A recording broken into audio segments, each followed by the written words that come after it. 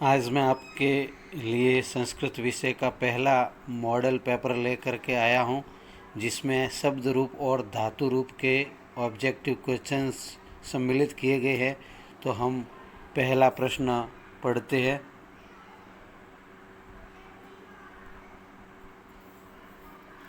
राम शब्दस्य सप्तमी विभक्त्या बहुवचनम पदम अस्ति।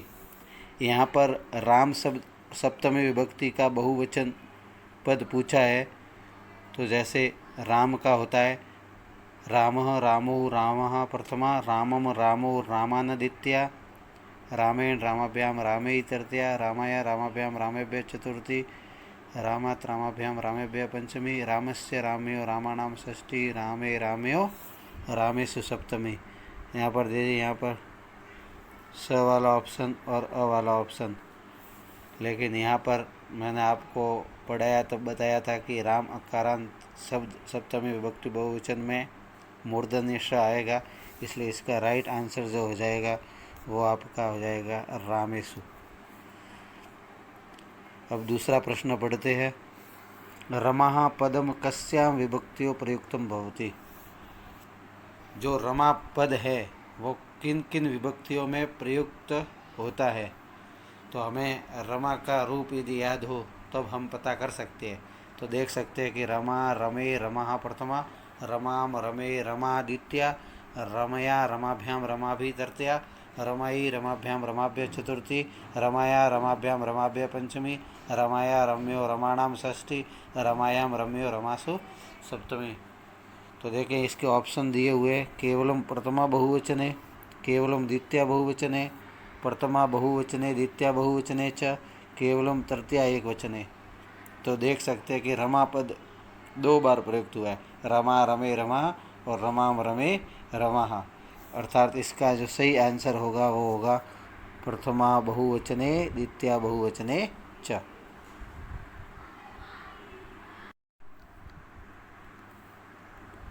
तीसरा प्रश्न पढ़ते हैं।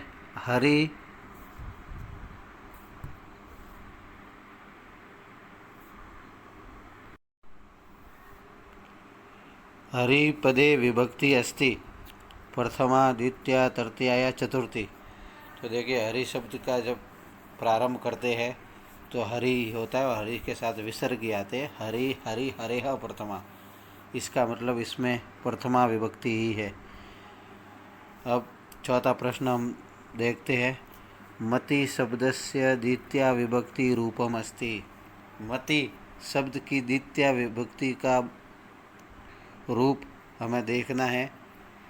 तो यहाँ पर देख सकते हैं कि द्वितीय विभक्ति का जो रूप होगा वो है, देखो मति मति मतिह, मतिम मति मतिय। तो यहाँ पर ये द्वितीय विभक्ति का रूप है और ये जो रूप है वो बहुवचन का रूप है।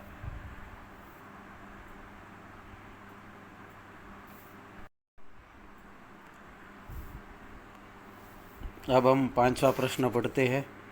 वारी शब्दस्य द्वितीया विभक्ति द्विवचनम अस्ति। तो वारी जब मैंने कहा था कि प्रथमा विभक्ति में वारी से ही स्टार्ट होगा, द्वितीय विभक्ति में री है, उसमें जो ई मिली हुई है वो छोटी होगी और नी होगी वो बड़ी हो जाएगी, और बहुवचन में जो ई है वो दीर्घ हो जाती है और नी छोटी हो जाती है। तो यहाँ पर ये जो आपका स वाला आंसर है वो राइट हो गया। द्विवचन का पूछा है इसलिए ई छोटी आएगी और नी बड़ी आएगी। छठा, गुरु शब्दस्य तृतीया विभक्ति एक वचनम रूपम अस्ति। तो गुरु शब्द, गुरु में र आया हुआ है, तो मैंने आपको बताया था कि तृतीया विभक्ति एक वचन में कहीं पे गुरु ना आएगा, कहीं पे गुरु ना आएगा। जैसे हरि में हरिना और हरिना आ रहा था, लेकिन राइट इसका आंसर होगा गुरु ना होकर के गुरु ना होगा। तो इसका हमें विशेष रूप से ध्यान देना है। अस्मत् पदे विभक्ति अस्ति। यहाँ पर ये अस्मद सर्वनाम शब्द आया है, तो हम इसको पढ़ेंगे तब पता लग सकता है कि कौन सी विभक्ति है। अहम आवाम व्यम प्रथमा, माम आवाम अस्मान द्वितीया, मया आवाभ्याम अस्माभि तृतीया, मह्यम आवाभ्याम अस्माभ्याम चतुर्थी, मत आवाभ्याम अस्मत् पंचमी। तो इसका राइट आंसर हो जाएगा आपका पंचमी विभक्ति।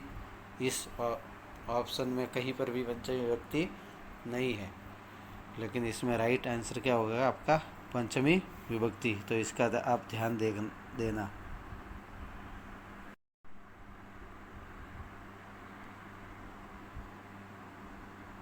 अब 8वां प्रश्न पढ़ते हैं। युष्मद् शब्दस्य चतुर्थी विभक्ति एक वचने रूपम अस्ति। युष्मद् चतुर्थी विभक्ति का एक वचन रूप बताना है। तो देखिए, त्वम युवाम यूयम प्रथमा, त्वाम युवाम युष्मान् द्वितीया, तव्या युवाभ्याम युष्माभि तृतीया, तुभ्यम युवाभ्याम युष्मभ्यम चतुर्थी। तो इसका राइट आंसर हो जाएगा आपका तुभ्यम। अब धातु रूप के प्रश्न देखते हैं।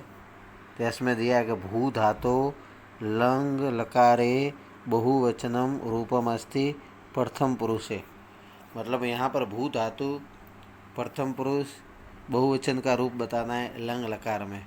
तो भू धातु का रूप चलता है अभवत, अभवताम, अभवन।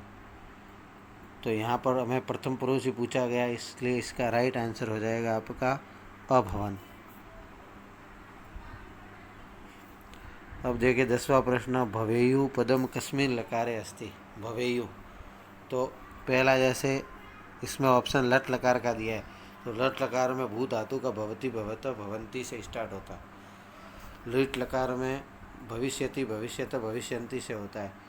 लंग लकार में अभवत, अभवताम से होता है। और लोट लकार में भवतु, भवताम से होता है। लेकिन यहाँ पर भवेयु है, इसका राइट आंसर विधिलिंग लकार है, जो इस ऑप्शन में नहीं है। तो इसका हमें ध्यान देना है, प्रश्नों को ध्यान से पढ़ना है, फिर आंसर देना है।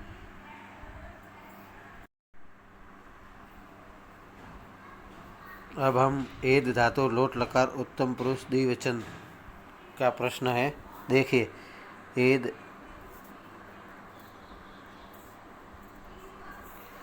एद धातु हो लोट लकार से उत्तम पुरुष द्विवचनम रूपम अस्ति।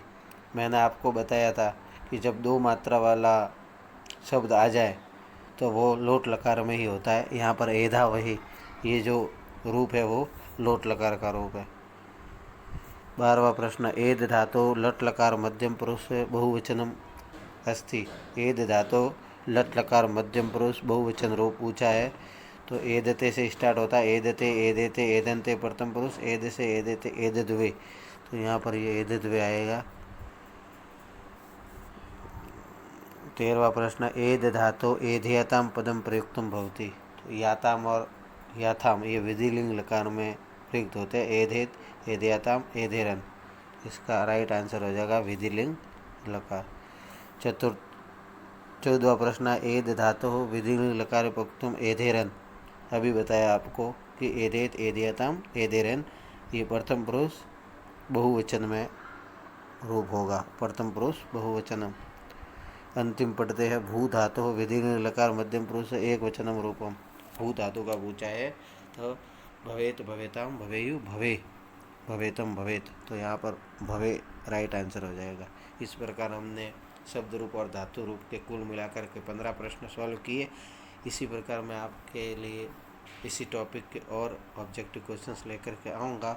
आप मेरे चैनल पर पहली बार है तो सब्सक्राइब ज़रूर करें, पसंद आए लाइक करें और अधिक से अधिक लोगों को शेयर करें, जिससे सबको फ़ायदा हो। धन्यवाद।